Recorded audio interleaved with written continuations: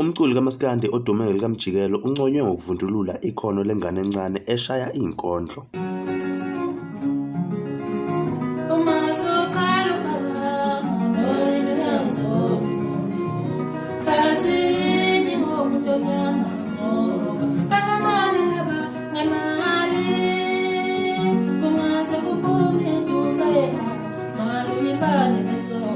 Liyaphela izwe lethu ma-South Africa ngenxa yento eyodwa nje, imali.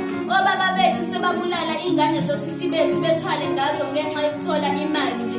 Befuna ukuceba ngegazi labantu nangemizimba yabantu. Siphila kabuhlungu sizingane lapha. Sesasaba nokuphuma phandle ngoba sisaba ukuthi bengasithatha beyothwala ngathi bese bayaceba ngemizimba yethu.